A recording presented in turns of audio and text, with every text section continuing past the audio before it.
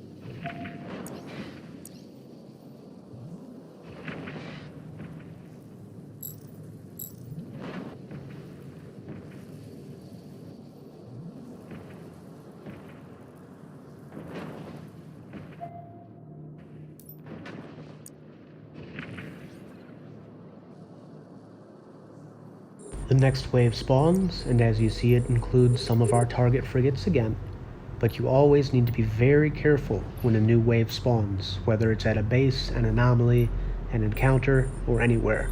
That's when you are most vulnerable.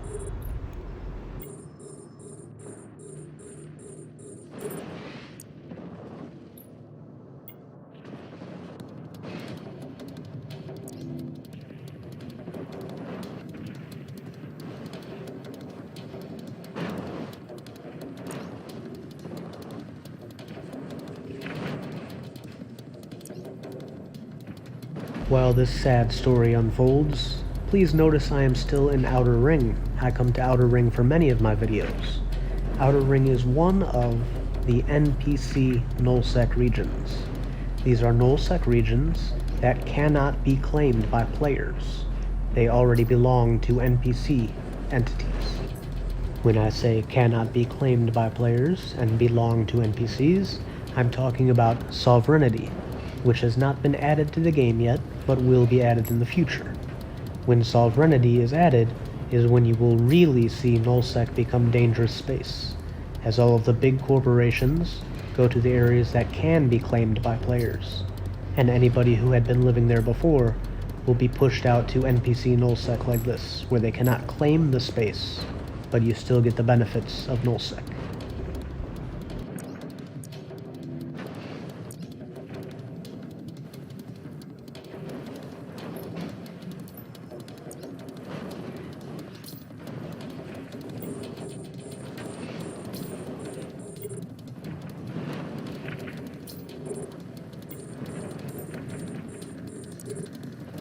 You will see here I start to take lots of damage, and it's very important to react in the correct way when you start to take damage. I am still warp disrupted, so I cannot warp away until I either kill the things that are warp disrupting me, or I leave their range.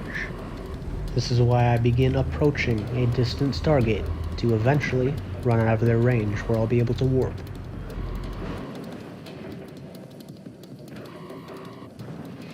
Here I turn off my guns because I am far beyond my optimal range and I can't hit my targets anymore.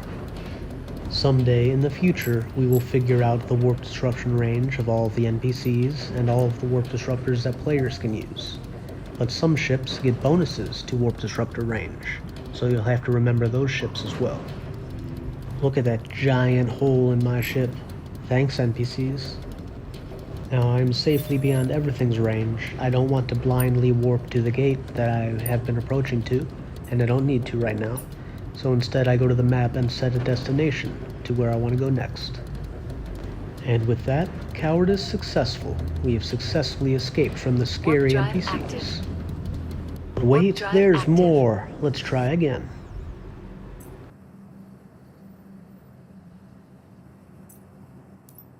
Here I set a new destination, so I'll be able to autopilot spam that button if I get scared, and I still haven't repaired yet, so I choose the system that I know has stations. I choose to begin orbiting before I begin targeting, because with my very low hull HP, I don't want to take more damage than I have to. And when we are moving, we take less damage. This is also why I left the guns in two separate groups instead of grouping them together, and why I activate them staggered against each other. The idea being that this gives me a better chance of quickly activating my auto attack guns on the next target, which will then activate my auto orbit on the next target.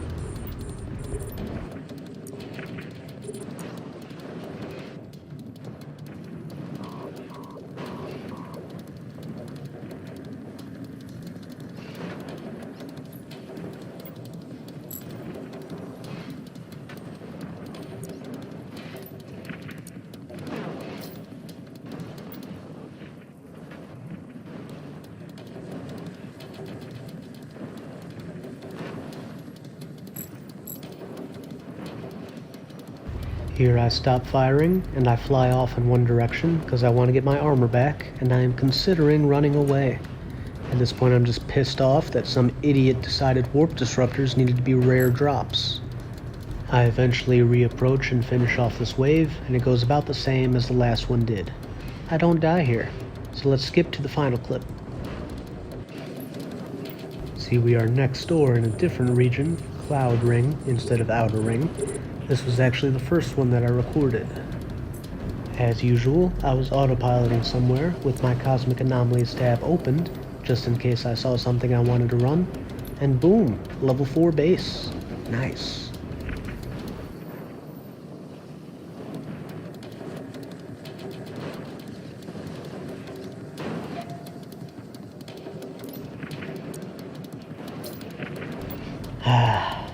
Finally. It wasn't a joke on Reddit. Warp disruptors do exist, and they do drop from the frigs and level 4 bases.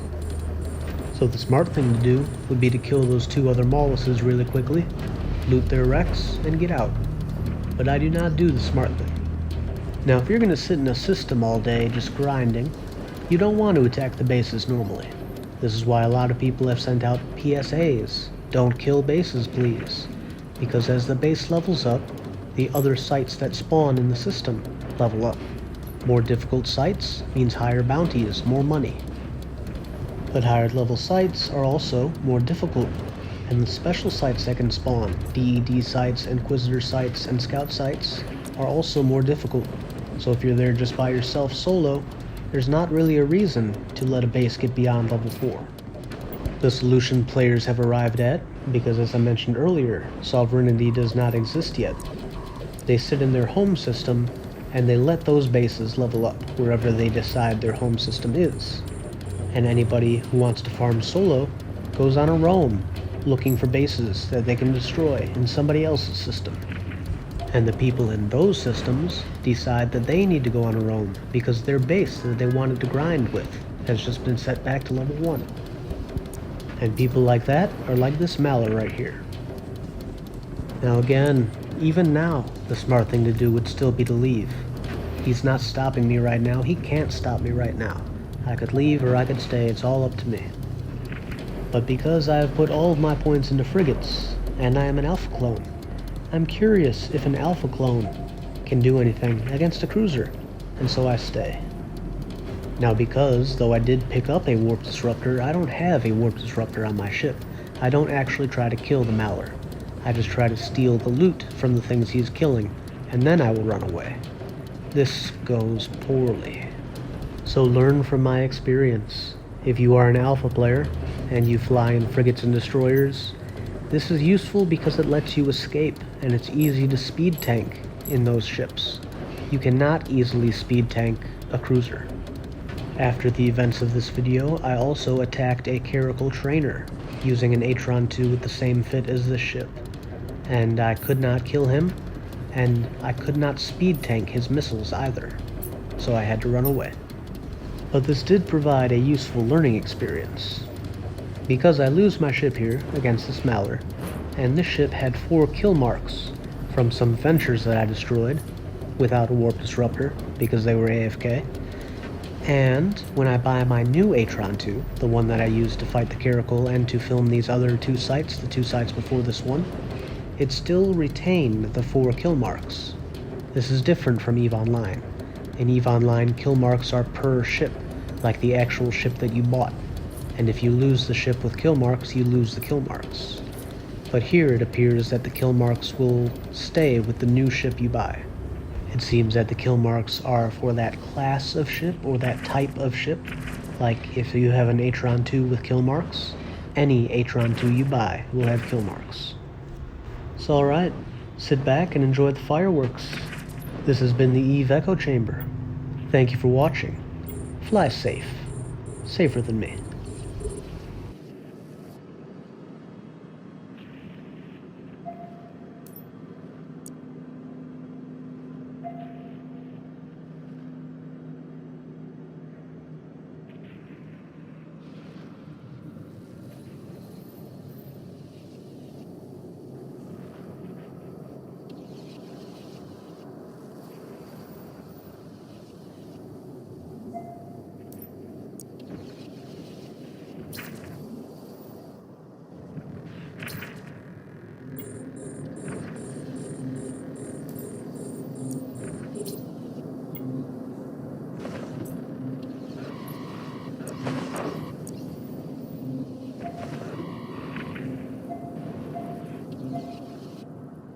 Warp drive active.